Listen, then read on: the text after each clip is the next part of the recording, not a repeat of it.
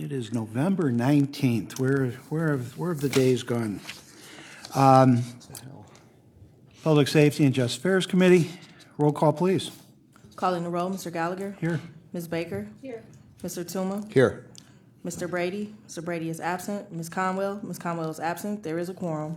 Public comment, please. No, Mr. Chair, no one is signed in. In our packets, there are the minutes of October 29th. If they're in order, I'll accept the motion. So moved. Second. All in favor? Aye. Aye. Against? Thank you. 2019-0251. Resolution number 2019-0251, confirming the extension of the county executive's appointment of interim Cuyahoga County Sheriff David G. Schilling Jr. for the term ending 12/31/2020. Who's here from the administration to speak on the sheriff? Mr. Mason, welcome.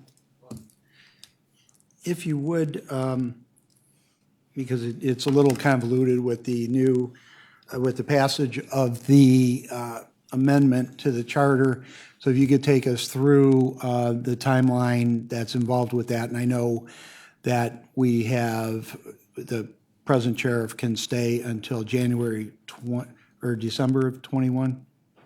So he has basically a year. So, and how that factored into your decision to move Sheriff Schilling forward. Certainly. As you know, Sheriff Pinckney vacated his position at the beginning of August, so we made an interim.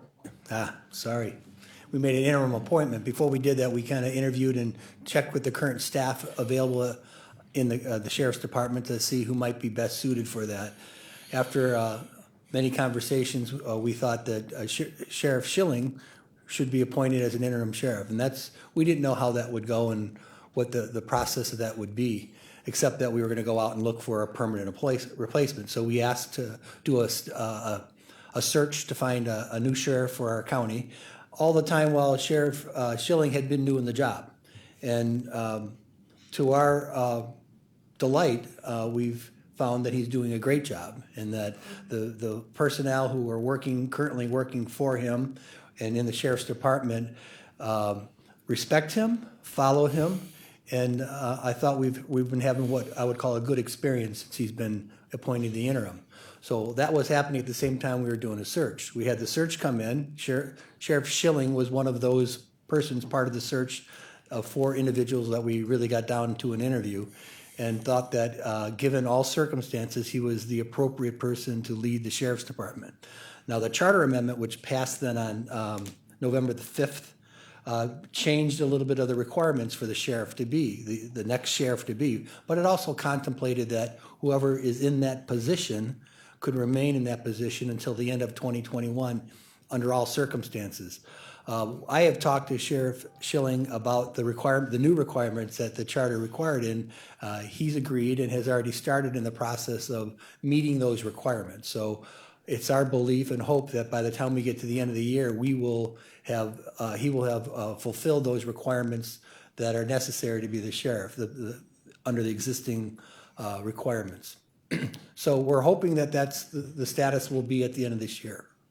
And I think that he is a very good law enforcement officer and will remain as a good sheriff, and we will, at the end of next year, make a decision what to do.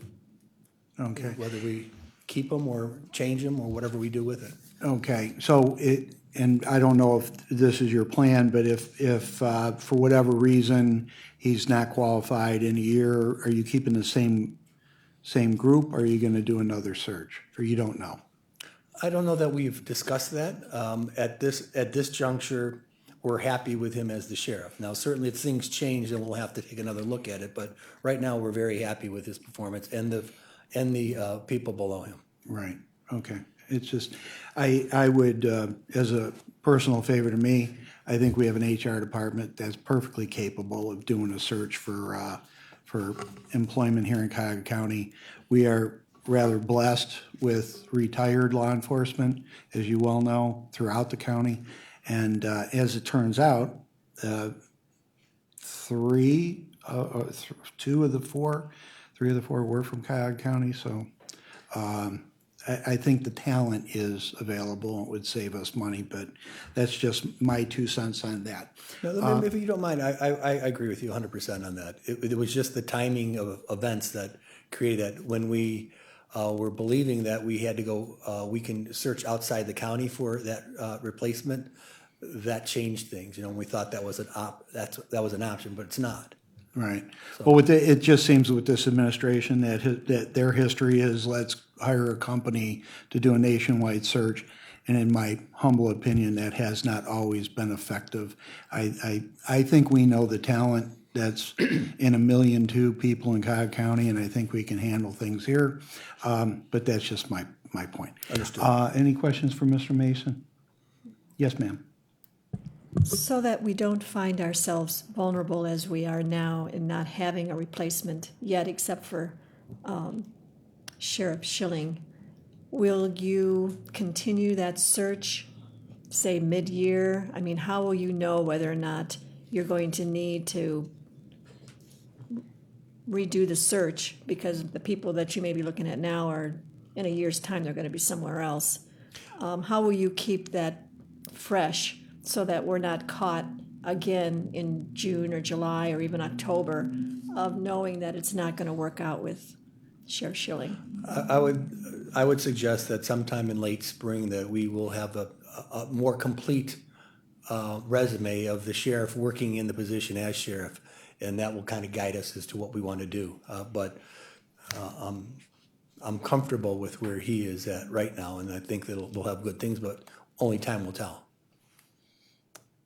Just one other follow-up. The education that's required, and that's what we're talking about here, for any concern that you can do both, work full-time and provide your education or complete it?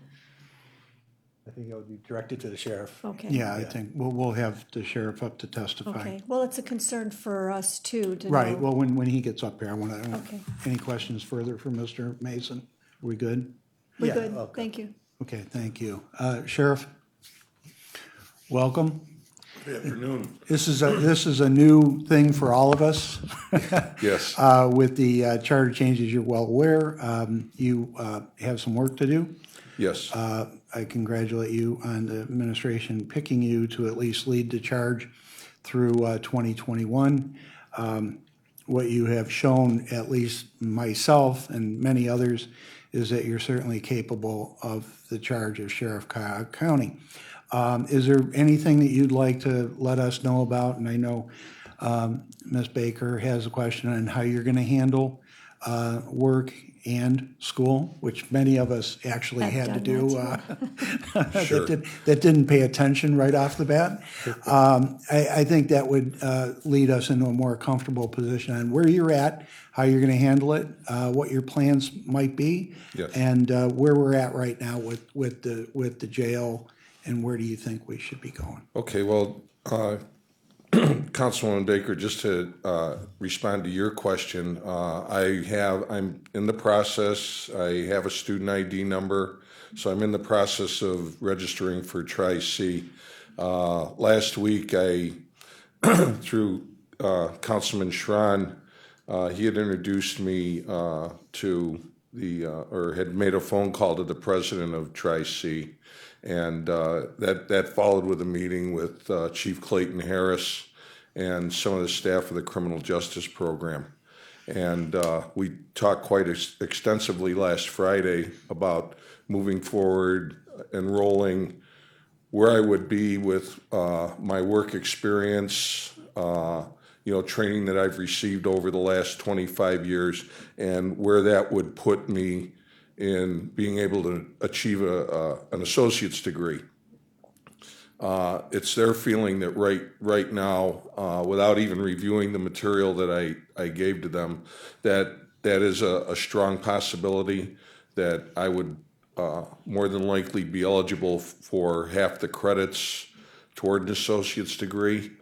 But it's also going to require me to take classes starting in the spring quarter, which I believe begins January 13th through summer, through fall, and it's going to put me right at that avenue to be able to achieve that.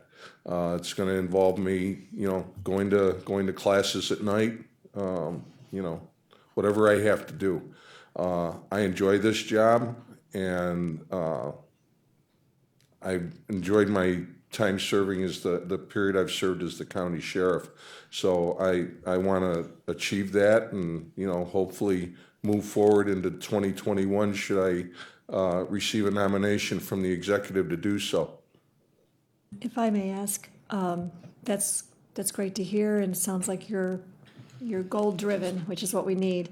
And it's good to know that your education or your experience is a credit towards your education. That's on the job. You can't learn any more than that. But you still, if I heard you correctly, you still have 1 year of your 2 years to complete. Yes, correct. So I know myself, I've gone back to school and worked, and some of the challenges I've had is some of the classes aren't offered in the evening. I know that they offer online weekends, different things like that. You also need to take it in a sequence, and not Yes. always these classes are offered when you can do them in that sequence. So how do you, you only have 1 year, and this is a 1 year requirement, Yes. how do you plan on managing that? Well, I know that their Tri-C, their online program is limited. They do have some classes that you have to show up for. I don't know what they're limited to in the online type program, but if I'm going to make whatever accommodations I have to make to be able to achieve this, and hopefully I'm able to do that in this year period. If it involves me taking some of my personal time to be able to do that, then then that's the way it's going to be. I guess you have to look at how bad you want it. Right. So Do you feel that you have a supportive staff, that if you needed to leave on your personal time, that there is someone there that you feel confident in? Absolutely, the chief deputy and much of the command staff, they've been in place for the captains and that they've been in place for a while, and they're very responsive to the overall needs of the department. Different areas of the courthouse, the county jail. They're all longtime officers, very experienced, and I have the utmost confidence in all of them. Okay. Just as a suggestion, and I know you've gone through Tri-C, but Cleveland State and Baldwin Wallace, those are all accredited colleges that could Yes. be an alternative to time or online. Sure. I know Baldwin Wallace is big online. Cleveland State really has a pretty aggressive program online. Baldwin Wallace has weekends. They have immersion classes where they're much shorter in time, but you go for longer days.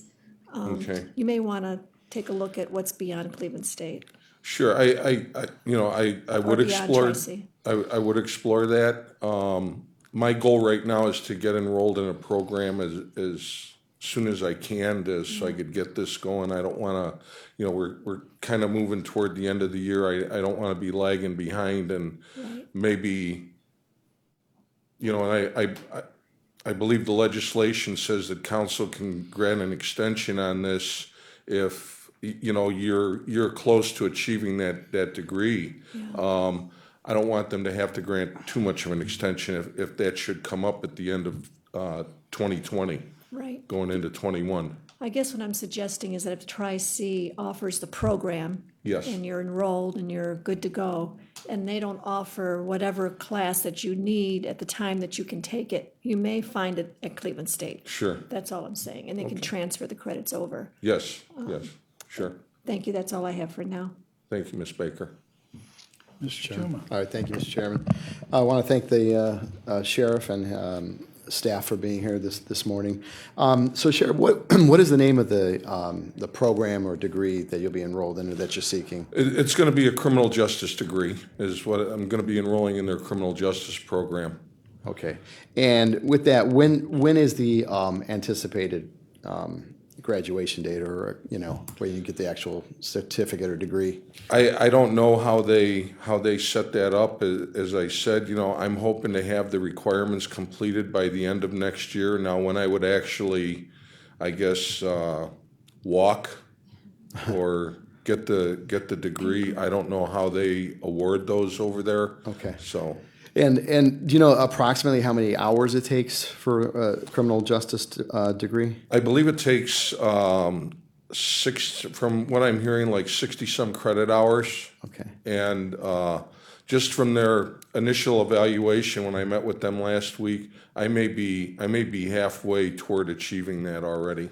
Okay, so you're saying that you actually might have some credit hours in based on their program? Yes, sir. Okay, so we're talking probably approximately half of 60 credit hours that we're talking about. Yes, sir. Within a year. Okay, so you know, I had an opportunity to go out, as you know, and view the jail and take Yes. a tour with Council President Brady. And I have to say, you know, I was expecting the worst, you know, based on a lot of reports I had heard and a lot of things I've read. And it looks to me like you folks are really taking positive steps forward in trying to remedy many of the issues that were occurring at the jail. Yes. And I think what stood out to me most importantly is the level of, or the amount of care and concern that you and others at the top there have shown towards wanting to remedy these issues, and how much you actually care about, you know, making sure that people are served, treated with dignity, and that justice is served properly for everybody there. So that really came out in full force, I think, to both the council president and myself, how much you guys really care. So it would be my hope that you could, you know, in putting forth this charter amendment, you know, as being the sponsor of the charter amendment, one of my hopes, my expectations was to have the most qualified individual in that capacity. Certainly. And it seems to me by your wanting to go out and get these hours and get this degree and do things the right way, you know, you're showing, you know, that you want to make sure you fit into the qualifications for that. So I think that's a good thing. I think that's a good thing for the county. I don't see this as a bad thing. We did put in there something about the possibility of having to extend time. It would be my hope that we couldn't do that. I think it can be done in a year. I would hope so. But you know, when we get to that point, if we need to see what's happening, we can, as a council, as a body, take a look at that and see where we're at. But it doesn't seem impossible, and I know Ms. Baker mentioned a few other schools that are available. I mean, there are lots and lots of people who have full-time working jobs who are juggling, and it's very difficult. Yes. But it really requires sacrifice, and if Right. you choose to do that, this is your profession, this is what you want to do, and trying to make a difference here and trying to better the situation, then I don't see that as being a problem. And my wife wants to get me out of the house a little bit. So. Well, that's okay. That works too. So. Get in line on that one. I don't, my reading of the charter change, we don't have the option on the educational side to extend that. So Okay. you got a year. You know. Okay. Very good. And to follow up on my colleague's question, as Mr. Mason, probably for you, there were 4 individuals, but one actually qualifies today. What was the what put Sheriff Schilling over and above the one individual that was qualified today? Well, when I do interviews, I operate on feel. You know, so we talk to all 4 of the individuals, and sometimes someone might have a great resume, but they really don't have the people skill or the communication skills that's necessary. So I would just say this: they were all very well qualified individuals. But after I was all said and done, I was very confident that we were going to make the nomination for the correct guy, the correct person out of that group. So I'm sure that Executive Budish may have had a different reason, and maybe Brandy had another reason, but that's what I felt. I felt very comfortable after it was done that he was the best. Okay, just 2 more. Thank you, Mr. Chair. Just as I felt it necessary as a point of clarification, so council has the ability to extend the certification deadline, not the educational requirement. So if you're talking about trying to get become certified in something, that's where it is. So I want to make sure that we're clear on that. So, you know, going back to what I was saying, I think it can be done within a year. I mean, it's, programs are set up all the time for that, and it sounds to me like you're halfway through. And, I mean, you've been doing this for a very long time. I can understand why a lot of those courses would be something you'd qualify in or have credit hours for. Well, I'm confident as well, Councilman, that I can achieve this. I know it's going to take a lot of work on my part and a lot of dedication, and I'd like to move forward with that, and hopefully keep moving on with the work that I've done with the department so far. Being in my old position or my position right now as sheriff. There's a lot of great things going on down there. There's going to be great things going on down there. And I look forward to being a part of it. And Sheriff, in your position, you're a member of the 12-member Committee on Just Under Jail moving forward. And my hope would be that you would join me and others in pushing to get the jail as a priority in movement. We came to a bit of a halt last month before. I don't think we're in a position, and I speak to the Chief of Staff also, to be waiting on a jail. I just think whatever happens with a Justice Center redo or build, that's fine, but the jail has to be built, and we have to get moving on that. And I would ask you to consider joining me in pushing for that. Well, I appreciate that, and I'm sure the Chief of Staff can speak much more on this, but I'm in agreement with the council and with the Chief of Staff's plans, as well as that of the county executive. This is a facility that we need. Right now we have the facility on West 3rd Street. We're trying to make improvements to that because we're still housing inmates there. But I believe that this, the facility that the committee has planned, it's long overdue. And I think an updated, more modern facility, it's only gonna help everybody in the long run. Right. Any other questions? Yes, ma'am. So talking about the job itself and knowing the challenges you had filling this position, is there anything that you would like to express to us as county council committee about any difficulty you're having in getting some things done that you'd like to have done, that there aren't other barriers that are perhaps within your control, but you're not able to accomplish? Things that we heard from perhaps Sheriff Pinckney, that he felt he was undermined in some situations. Do you feel any of that? Is there anything that you'd like to improve upon or express to us that you need to do your job effectively? Naturally, everything can use improvement. It's, just how the person in charge perceives that. But so far, since I've been there since August the 6th, the Chief of Staff has been more than helpful. We've sat down, we've talked about a number of ideas, and in these last 3.5 months, I've talked with a lot of people about ideas, but I've not experienced anything that's impeding me in my management of the agency, my management of the manpower, be it on the law enforcement side or the corrections side.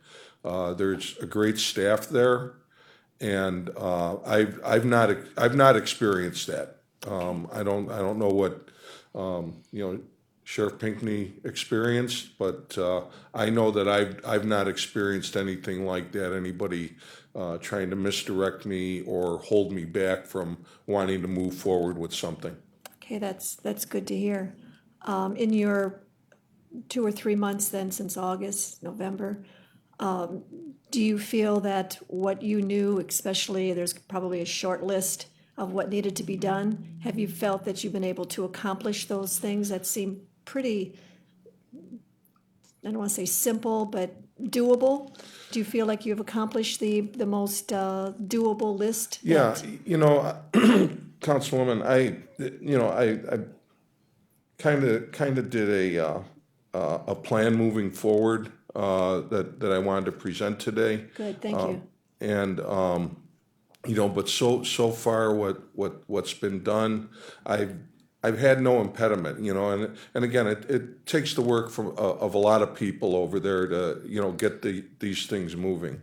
It's certainly not all me, working the strings from behind the curtain, It's just involved a lot of people, and everybody's engaged. Everybody's playing a part. Everybody brings a different experience level to the table, and every day it's a learning process for me. Yeah, I've been there 25 years, but the way I've always tried to live, if you're not learning something new every day, you kind of wasted a day. So. Okay. The major issue that we've had and are still dealing with, but it is improving, is the overcrowded. So Yes. can you give us your thoughts on where we're at today and the overcrowded of our jail? Okay, Or not? I didn't get an opportunity to look at today's numbers because I went to a meeting first thing this morning. But I believe that our number downtown here was 1808. At the start of this, back in August, even a little before into July, I believe our number was around 2,500 inmates. So the number of inmates has dropped substantially. And again, this is from working with the courts.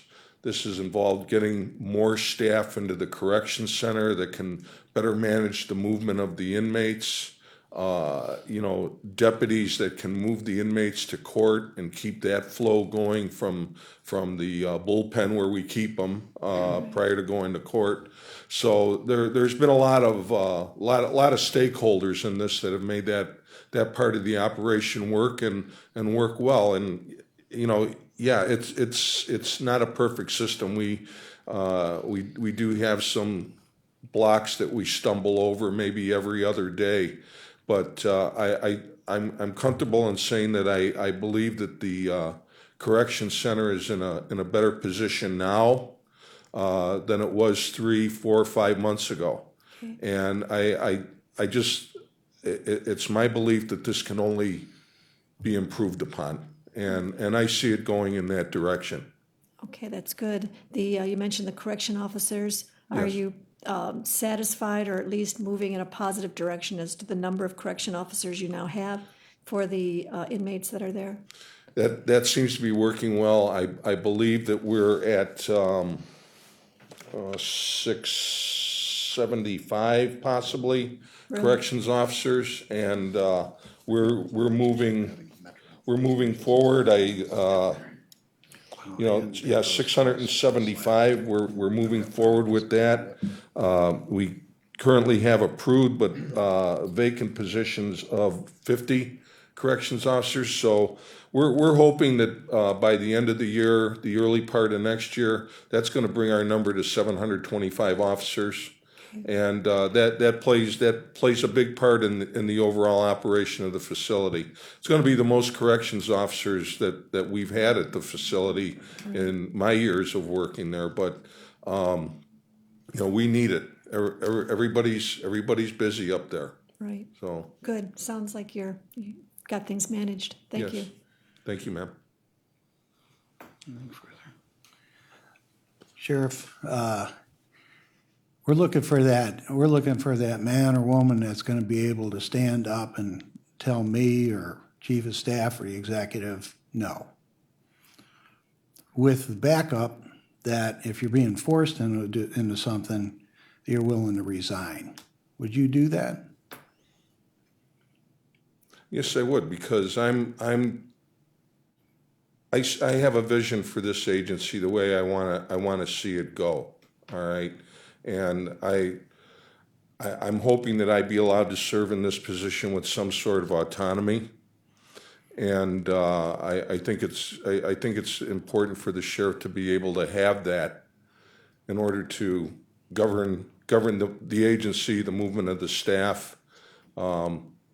But I don't want to use that as like just shutting my eyes to everything. Mm-hmm. I really want to engage everybody, and from the employees on up. But I'm not very easily intimidated. And if I'm not comfortable with something, I'm going to tell you I'm not comfortable with it. Okay.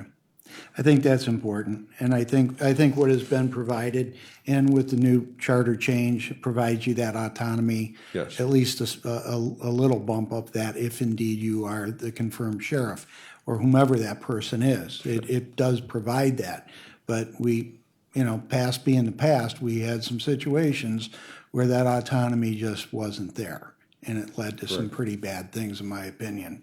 But I think moving forward, I'm just looking for that person that's going to stand up and is willing to just walk away if that's what was necessary, which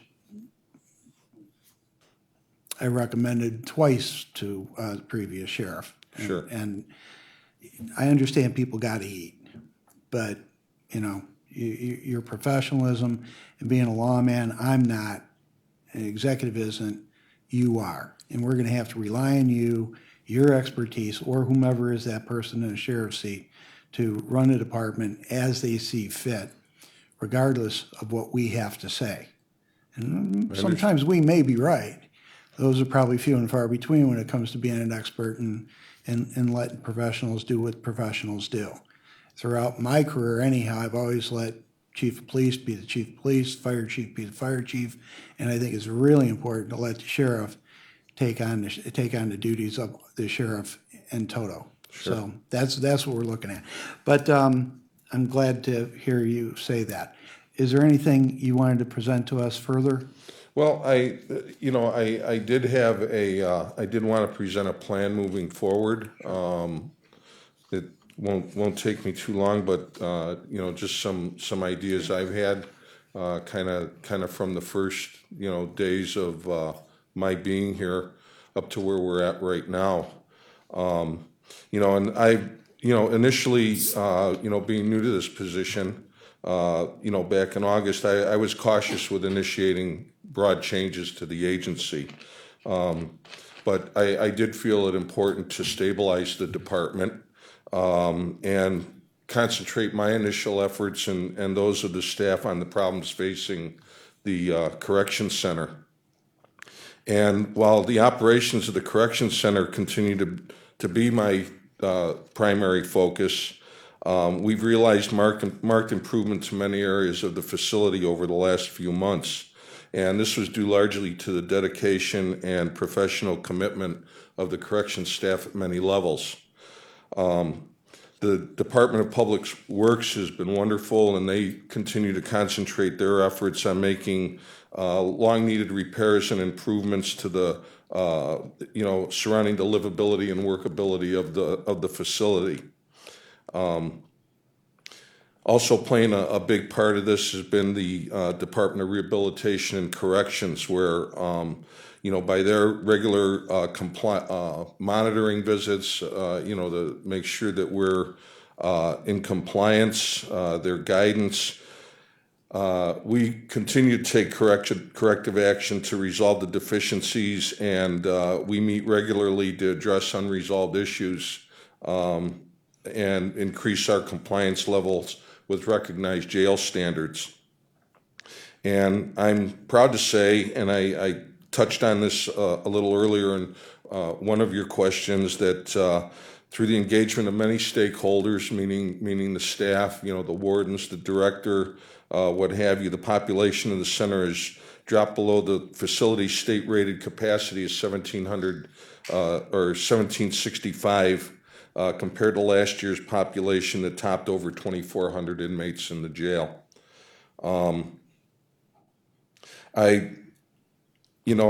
Early on, I initiated an effort to stress my personal motto of get better every day.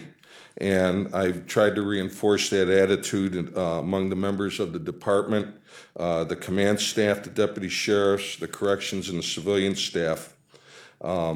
I concentrated on rebuilding the morale, which was kind of lacking when I stepped into this position, and the overall professional image of the department at all levels and in all divisions.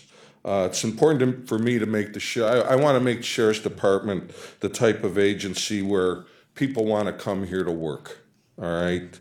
And This just isn't a smoke and mirrors effort, and I'm not saying this because I want to hold onto this position. These are things that I sincerely feel. And I expect my command staff and first line supervisors to also lead by example and stress that expectation among the staff.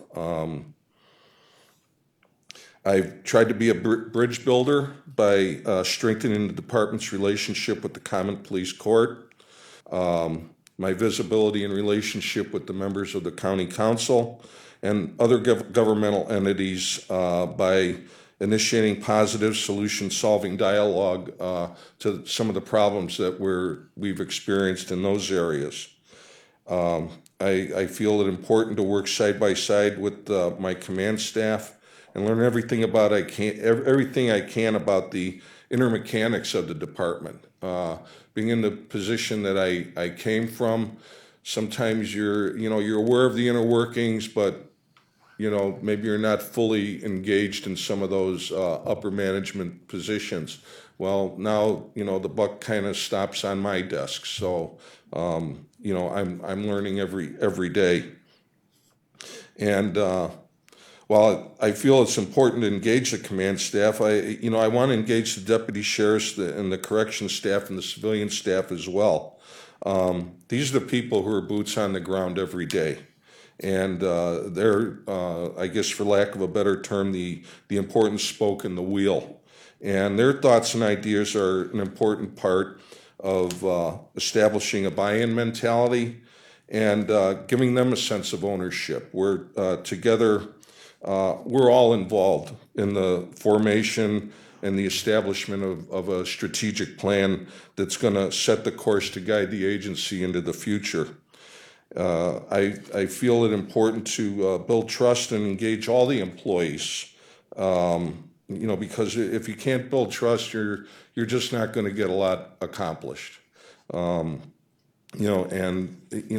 comes from being a visible and engaged leader.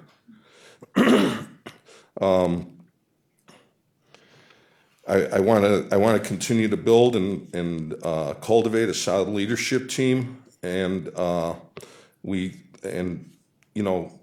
groom people to come into positions in the department, because the young officers that we have there, whether it be on the deputy side or on the corrections side or even some of our civilian staff, these are the people that are going to move this department into the future when I'm gone, once I retire. So to just kind of shorten this up, a bit, my long-term priority is naturally the jail. I feel it important that we rebuild the trust of the public and the people we are charged with serving. The public is entitled to this, and we owe them our unwavering commitment to this effort. Part of this rebuilding encompasses a number of areas, from our hiring to training and to retaining qualified, dedicated people that make this whole operation work every day. And the public absolutely deserves this.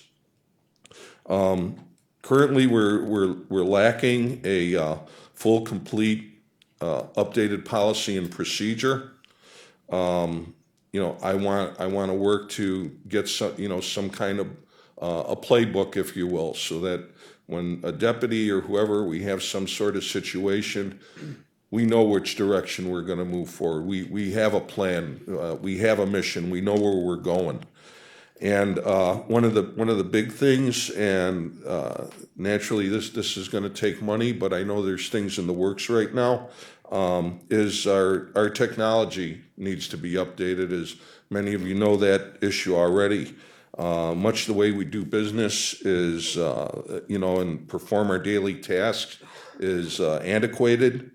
And we need to take a serious look and give consideration to utilizing the technology that's available to us, which in the end is only going to, give us efficiency and accuracy in performing our daily tasks down at the office.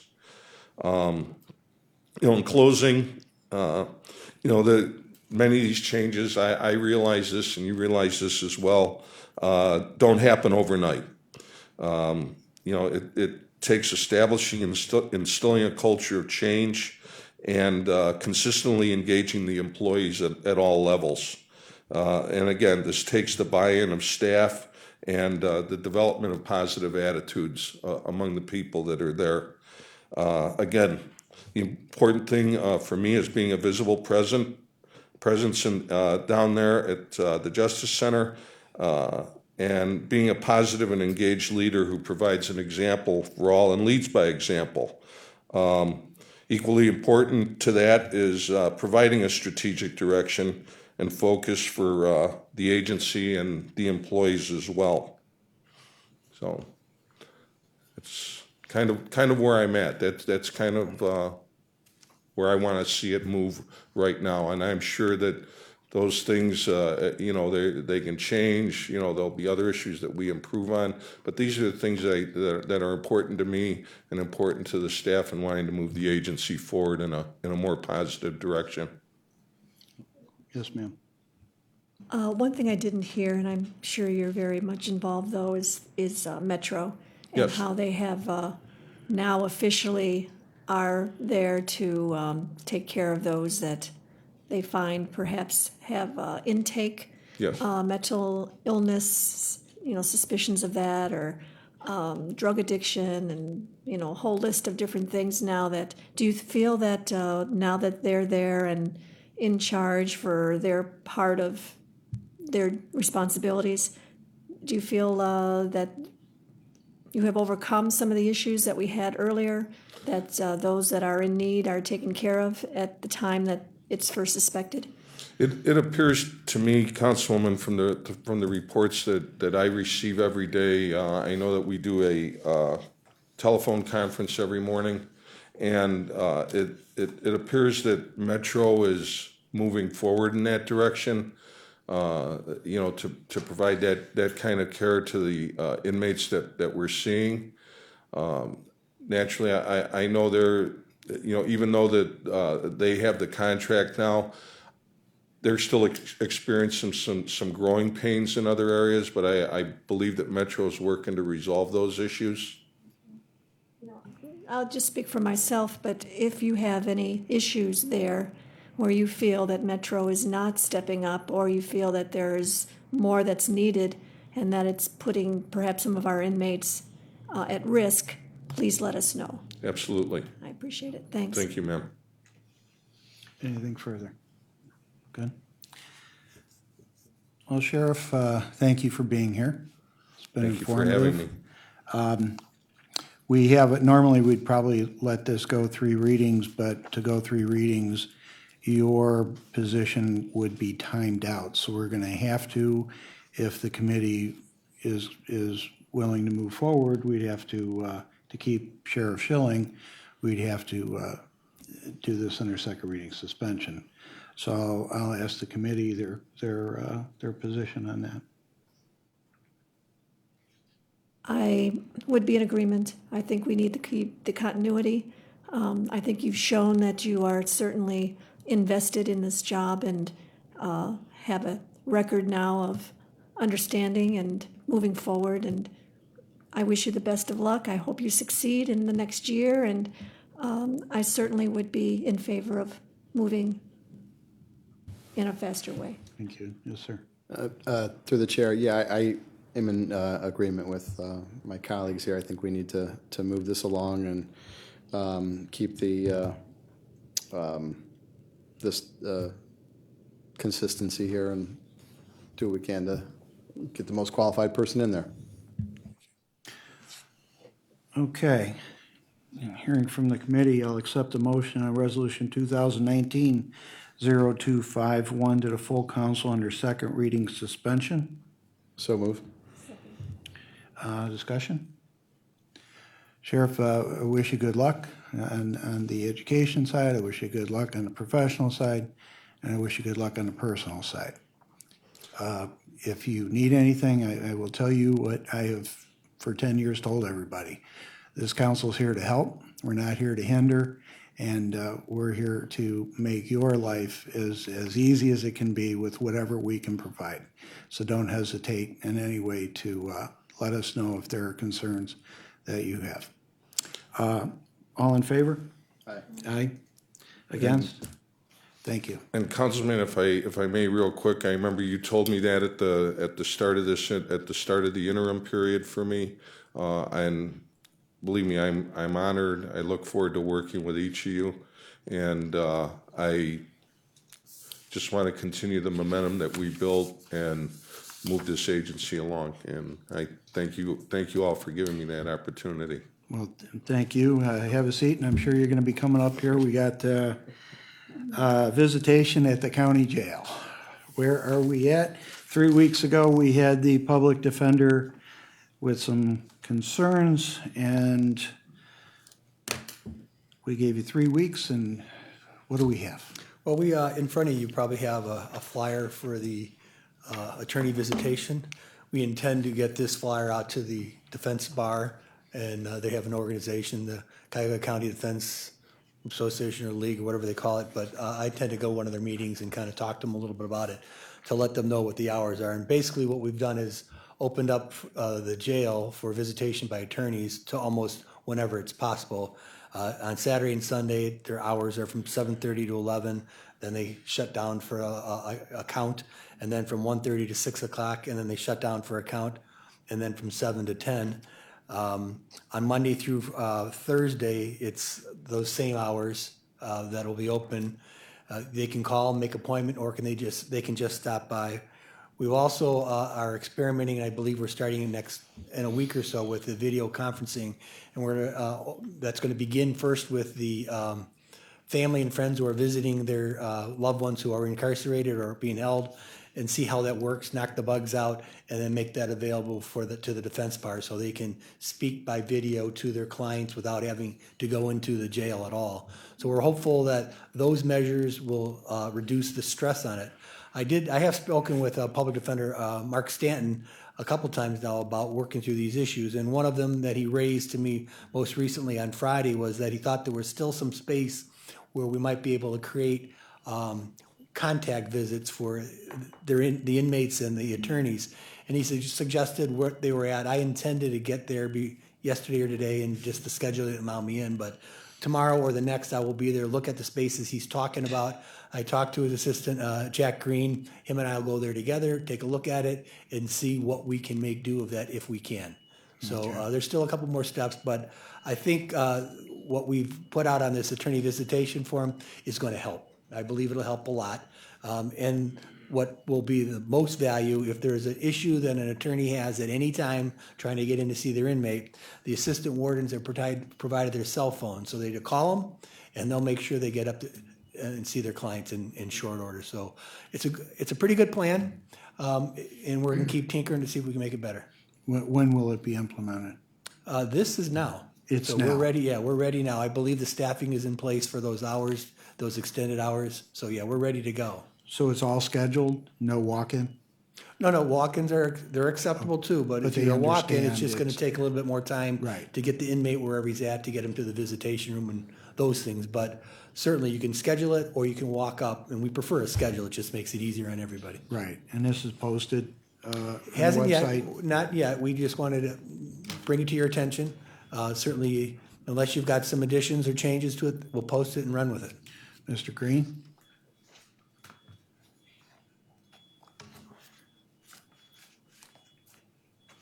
Yes, thank you, Councilperson Gallagher.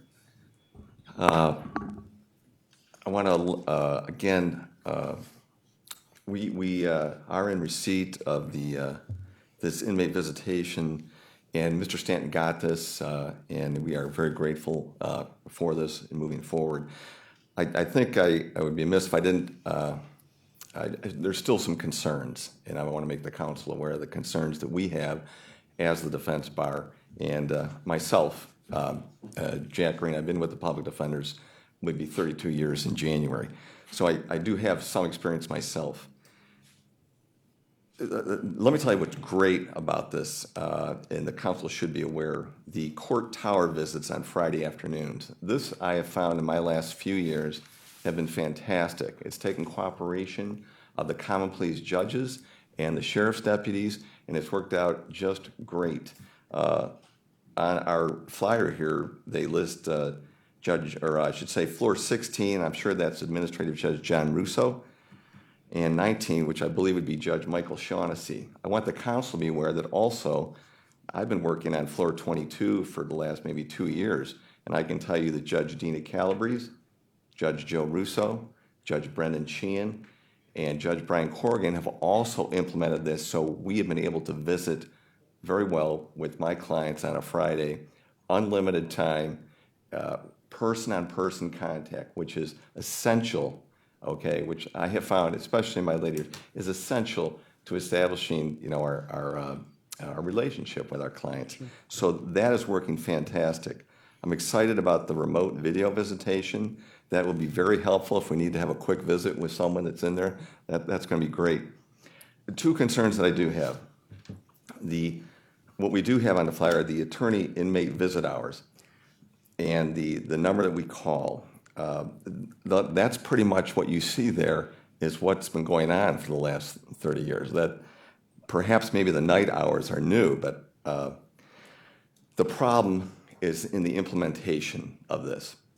I can tell you that I kind of gave up even trying to see a client on a Saturday, because why am I driving in for an hour to see someone on a Saturday, even if it was scheduled, when there wasn't anybody there? I could get in and get up to the visitation room, but then I waited an hour, or there was no one to run and get the person.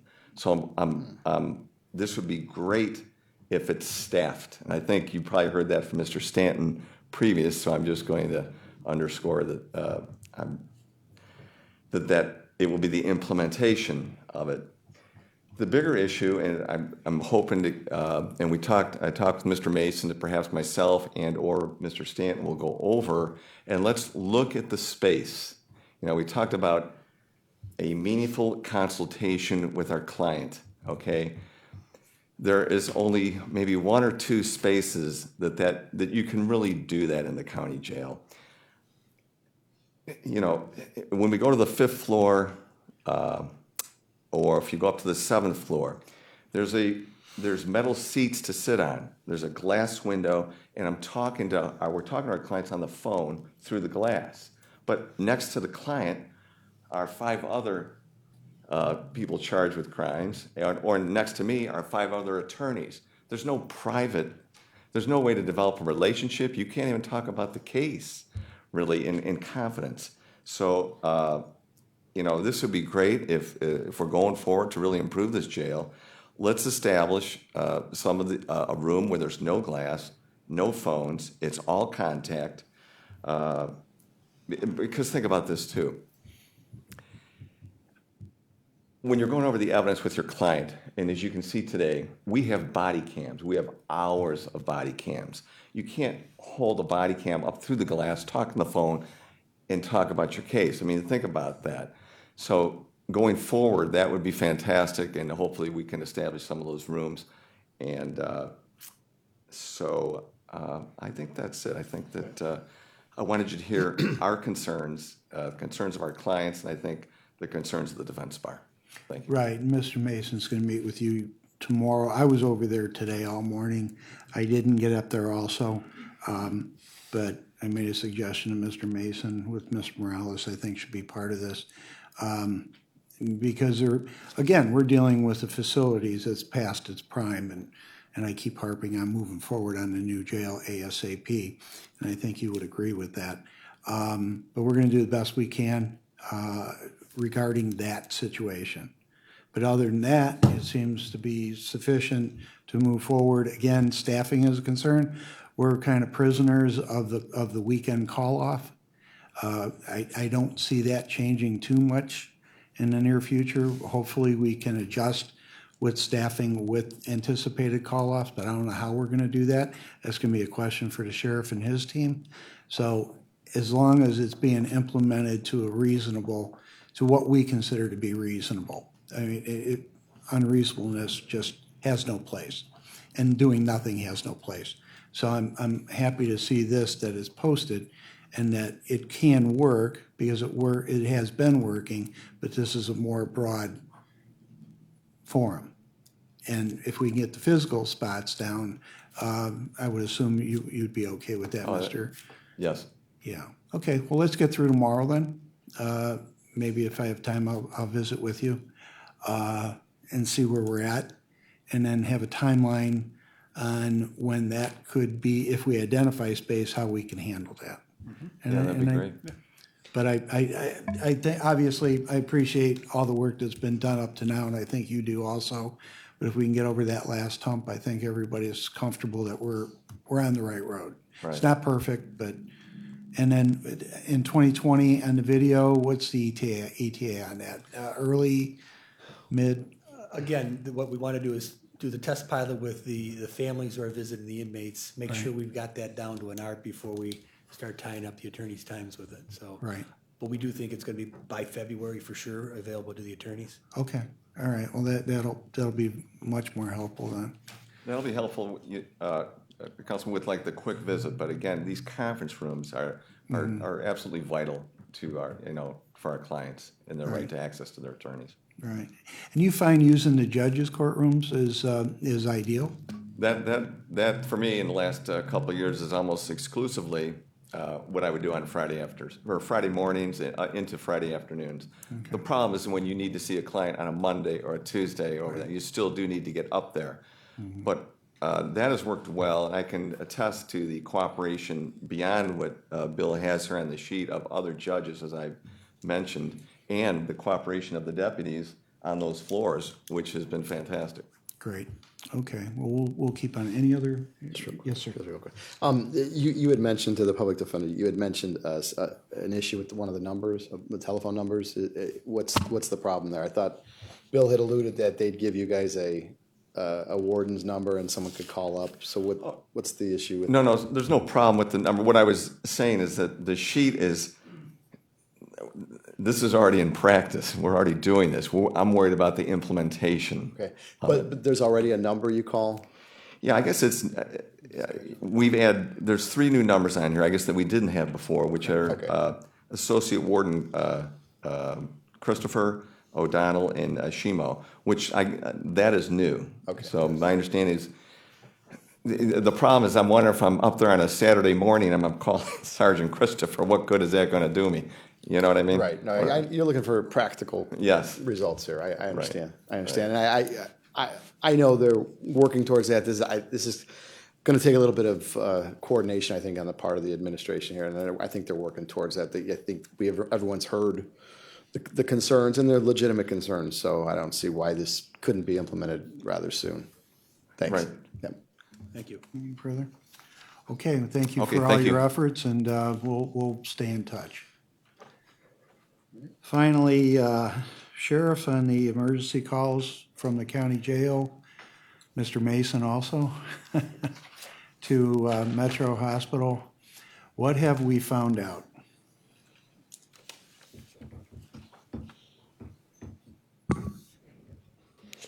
Well, as of right now, we have had 1,012 ER runs from the county jail to date. That's through the month of October, I should say, So January to October. from January through October. So and 100 a month. Thereabouts, yes. January there was 75. I won't go through every month here, but just from Well, May till that's October. about 100 a month now. Right. Do you have 2017? Yes, I do have 2017. In 2017, we had 344 ER runs. We started going into an upswing a little bit in 2018 when we had started taking in the Cleveland inmate population, but that was 642 in 2018. So it's gradually risen. I know that, and I don't know where Metro is on this as of yet, unfortunately, so I don't have that answer for you. But I know I expressed at the, one of the council, or the, I think our last committee meeting or 2 committee meetings ago, that, I was concerned because there was no weekend physician or night physician that I'm aware of that was on duty. So I don't know what Metro Health's done to implement that. It seems like that's when we're getting our largest inmates being moved to the hospital is during the weekend periods and during the nighttime hours. Well, what, so do you have the month by month there in front of you? Yes, I do. So February, where were we at? February, we were at 60. That's for 2019. I can read it off to you. No, just, okay. how about May? May, we were at 117. Okay. August, August, 125. October, 128. and we're into November. So it was incrementally climbing from January. It was just Yes. inching up. That's correct, sir. And we attribute that to weekends? Well, I don't know if it's all weekends. At least when I'm at home and my phone's going off on a weekend, I'm usually getting a message from a sergeant asking for deputies to come in to cover people going out to the Right. hospital. And it's 2 deputies. That's two deputies on each of those calls. One follows the wagon or the ambulance in the car. The other one rides in the ambulance with the inmate at that point. So it takes 2 deputies to do that. And these are all life-threatening situations, or? Well, I don't know how they assess that, life-threatening versus otherwise, but again, I'm not a doctor, so apparently they make some kind of an assessment and come to the conclusion that they need to be transported by ambulance. Mrs. Carney?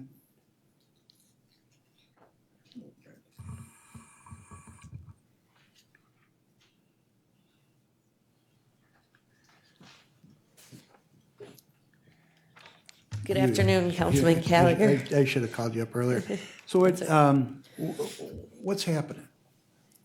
Sure. So I think as the sheriff stated, approximately a year ago, when we completed the Cleveland Prisoner Project, we started to see an increase in some of these calls. There were fresh arrests, people being taken right off the street that hadn't been before, so different health of individuals.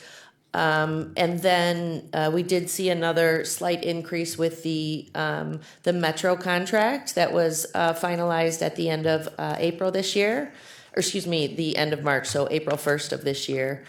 So as the sheriff said, we have watched these numbers. I know there's been discussions with medical and the medical team, and they've been great and at the table and identifying, which of these situations could possibly be handled in-house rather than sent to an ER. So that's a discussion that's continuing with the sheriff's office and the medical team for the jail. But these are the numbers that they feel right now are necessary to be sent to the ER. Who decided that? The medical team? The medical team. The new medical team. Yeah, so Metro makes the decision. These are medical decisions that are made based on the inmate need at the time. Could we get the numbers for the emergency calls from the city of Cleveland jail in 16 and Yeah. 15 Sure. and 14 and see how many were medically removed out of there? I think that would be an interesting task. We can get that information for you, yes, Because sir. it seems to me, are we saying because of the Cleveland prisoners, this has spiked? And then with the switch over to Metro, and considering the the global problems that we've had and we're being overly and abundantly cautious? I would agree with that assessment, sir. Again, medical decisions, but both of those instances were the two times that we started to see the spike. And so, but I would agree with that assessment. Because it's an odd occurrence. Mr. Chairman? Yes, sir. Yeah, just along those lines. So just to be clear, the party making the decision is Metro in this instance. It's not jail officers. It's a medical doctor or medical person. That's correct. Medical makes the decision to send the individuals out. The sheriff's office provides the security for that individual for transport to the jail. Okay. So it just seems, as the councilman alluded to, it seems high, and maybe it is an abundance of caution given recent events there. But I just want to make sure that it's medically necessary. I mean, obviously, if they're saying it is, I'm going to give them the benefit of the doubt that it is. So. I would just add, at the end of October was the requirement for Metro to be at full staff in the jail, which they are. So even though I did say that contract started in April, really their entire team with all of the doctors and nurses just recently came. So some of this might be working through some initial growing pains and some caution. But some of the further details, that's a question for the medical team, I would say. Yes, ma'am. Of course, without naming any names, can you give us a list of those, and not of those, but of conditions that have been determined to be critical enough to be sent to the hospital? Sure. And how long do they stay in the hospital if it's that critical, or do they come right back? I can, Councilwoman, I can request that information. And again, to reiterate, Metro's been at the table. We have regular calls with them and looking at metrics, so I can absolutely get that information from them for you. What happens when we take someone from the jail to the hospital and they are admitted? What do we do? Who stays there? What's the procedure? Sure. When a inmate is admitted to the hospital, like if they go to the ER, the doctor admits them, a deputy will stay there, and the deputy stays there as not the same deputy naturally, but they rotate in and out. But a deputy's with that prisoner throughout the hospital stay. Okay, then in your experience, since you've been sheriff, how often is that? Well, since I've been the sheriff, it seems to be it seems to be quite a bit. It seems to be a bit more than I remember it ever being. But we're probably dealing with a different inmate population than we were 25 years ago, as far as with the drugs and everything else that's going on out there on the street today. Or 2 years ago with the advent of Cleveland. Sure, right. And you say quite a bit. What is it? Well, you'll get us those numbers, right? Yes, sir. If you could, that would be helpful. Yes.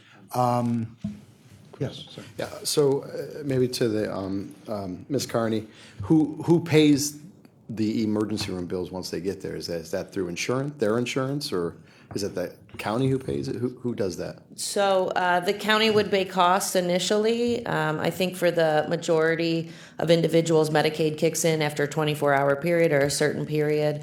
But those initial costs off-site would be paid by the county. So is this cutting into our Metro Health contract, our current contract? I'm sorry, excuse me. I'm sorry, Councilman.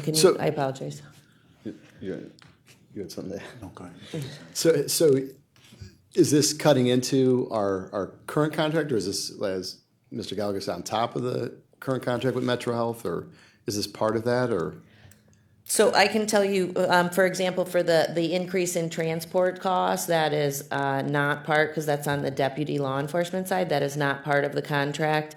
And the additional cost for services is, and unfortunately I have to look to Ms. Cleo, but is not part of the Metro contract. Is that, I'm sorry, do you guys mind calling her up? I apologize, I wasn't.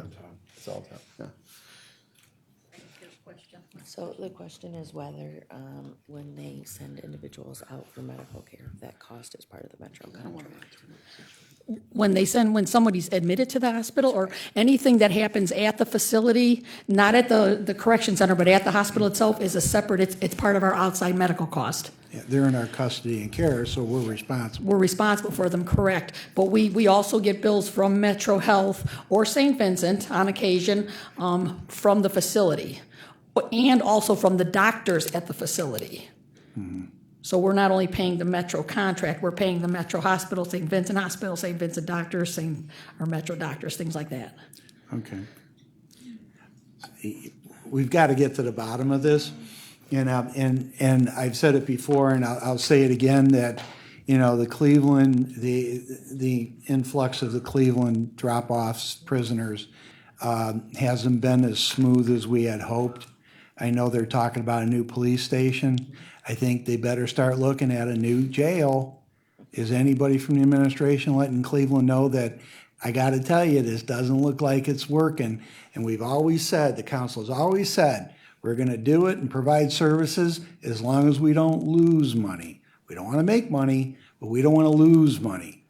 And it looks like we're losing a lot of money here. And it's got to make sense. So has anybody had discussions with Cleveland that you know of? Anybody? I would say that we, have ongoing discussions with them, and there are a lot of hoops that you said that we are continuing to work through with them, but I myself haven't had a specific discussion about that, no, sir. See, we found that the Euclid jail situation didn't make sense. We were losing money. We had to inform them we're done. This seems to almost start paling in comparison to the loss in money to Euclid. So I think we're going to have to get to the bottom of it, and I think it's only fair to inform Cleveland that, from our perspective, it seems on the surface that it's not working. It's just not working. So as they are preparing to build a new police station, maybe they need to start preparing to build a new jail too. Because unless somebody can show me and show the council that it makes financial sense to hit that sweet spot of just breaking even, I know that's difficult to do, but losing money is not in our best interest. So I don't know who here is gonna. We can follow up, Councilman. I think some of the data, we'll look at the data as you requested of Cleveland calls prior to us taking them over as prisoners, as well as work with Metro on the types of medical calls and collect that data and really assess that data across the board. If we could, through the chair, if we could have what the total medical bills to the county have been from Metro since 2019, since the beginning of the year. For all of, not just Metro, but for any of the hospitals that a prisoner, or that an Well, ER yeah, I mean, would go to. Yeah, Sure. I want to know what we've been billed. Sure. Particularly through Metro. I mean, I just don't want this to be the start of a new issue.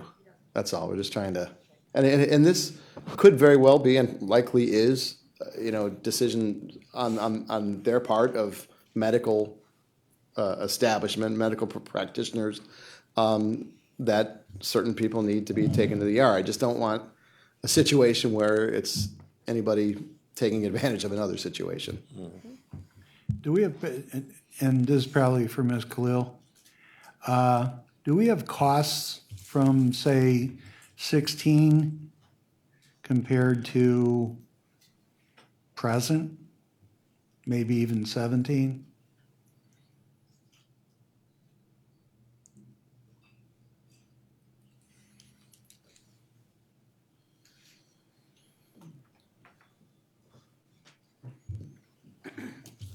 I'm sorry, what costs are you asking for? The cost of the county for, and I don't think you factor in transport and everything else, we'll put that on the side.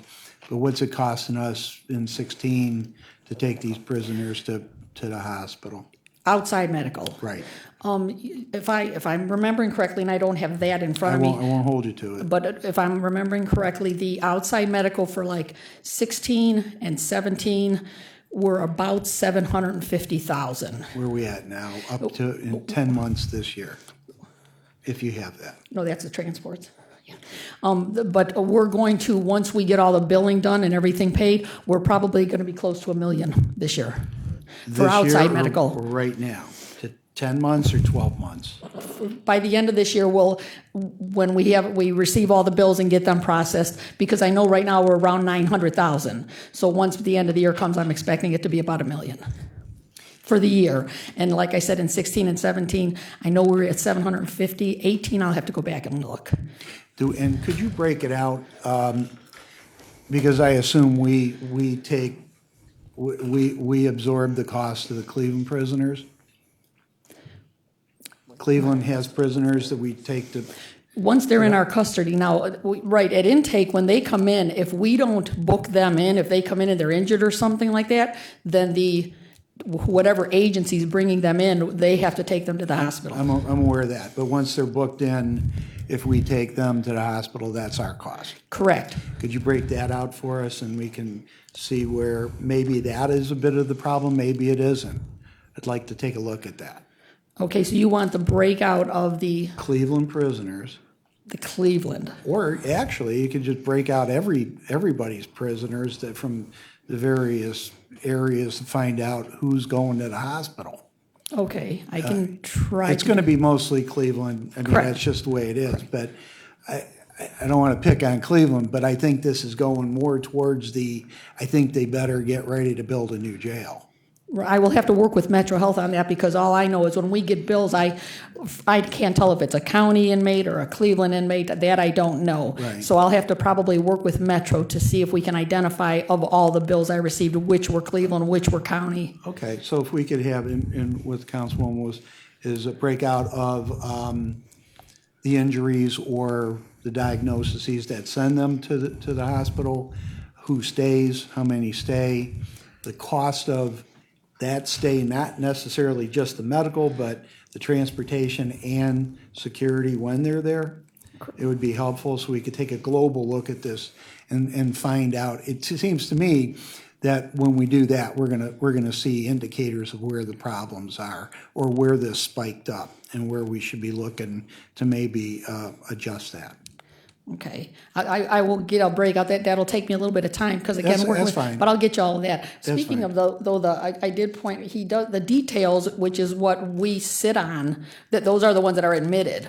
We do have those numbers if the sheriff wants to go over them. Well, did we factor in medical with the Cleveland contract? I don't think we did, because we didn't have Metro at the time, and we were kind of in-house, so that wasn't factored in. Where I'm going to is the deal with Cleveland's looking worse and worse.